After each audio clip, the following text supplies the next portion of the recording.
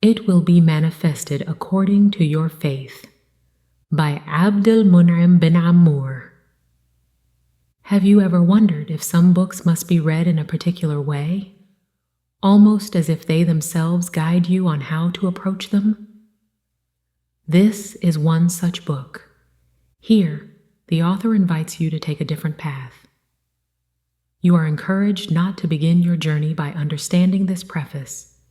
Instead, dive into the book, explore its pages, and embrace its teachings. Only when you've reached the final chapter does the author suggest returning to this preface, rereading it with new eyes, enriched by the insights gained from the entire work. This preface holds a meaning that will reveal itself only after you've lived through the journey of the book. It is like a key, but a key you cannot fully use until you've walked through all the doors.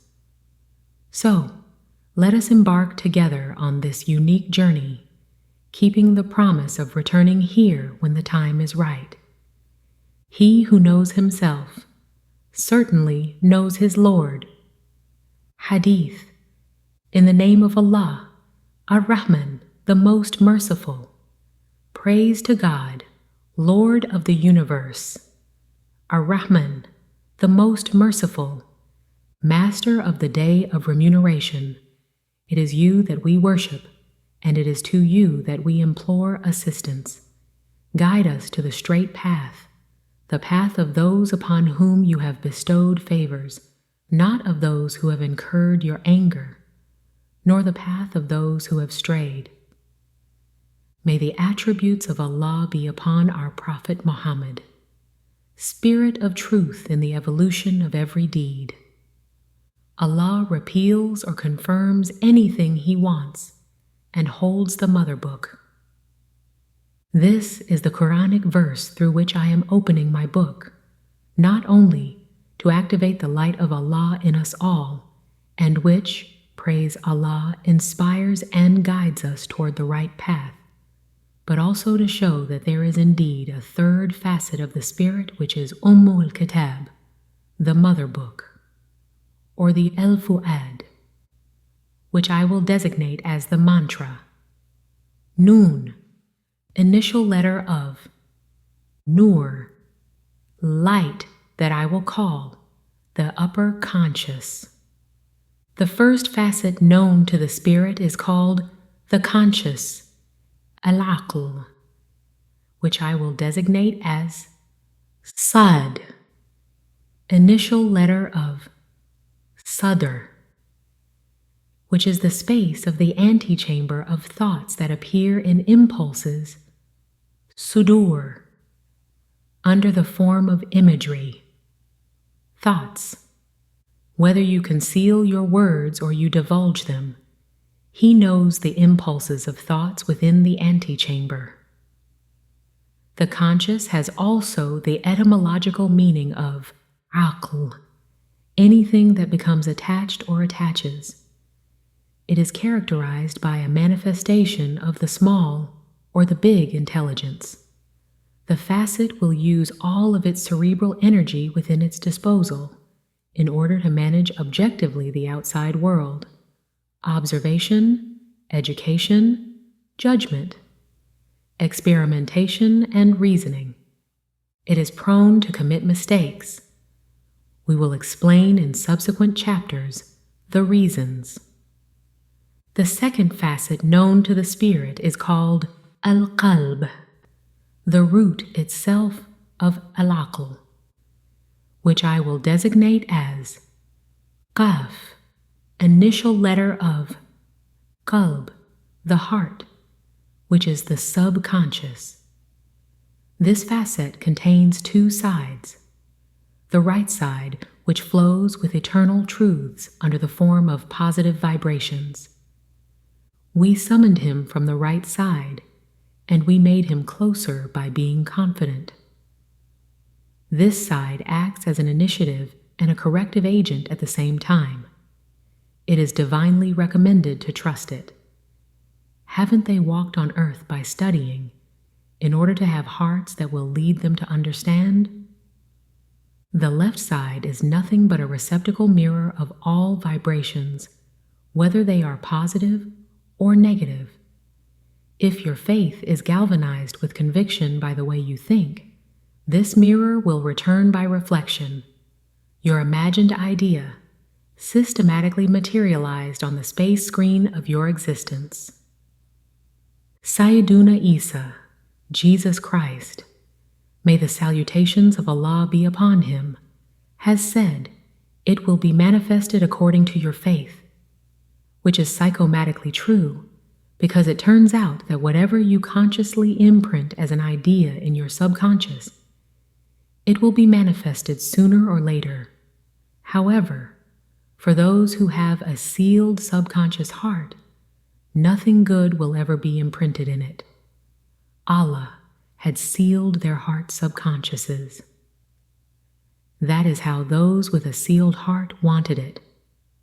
For the word imprint, the divine text had used the word prescribe in many Quranic verses, and has also used a more profound term when it comes to the level of vibrations and senses.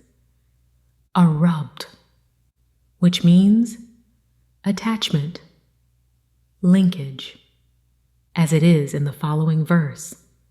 We have imprinted our union on their hearts, their subconscious hearts, of course. The prophetic words have also used another synonym, al-aqd, a binding or a contract. Some companions came to see the Prophet, Sayyiduna Muhammad, may the attributes of Allah and his salutations be upon him, declaring, "O Prophet, Messenger of Allah, we have cast our intentions, but nothing came of it." The response of Sayyiduna Muhammad, may the attributes of Allah and his salutations be upon him, was clear and precise. You have not attached it enough, or reinforced it with assurance, your convictions. Or again, it means, the weak faith had not printed your intentions in your subconscious. And he repeated in many occasions to whom he wanted to hear him, all deeds are the fruits of intentions, and they will be manifested accordingly. Certainly, it is the intention of the believer that matters. That is essential.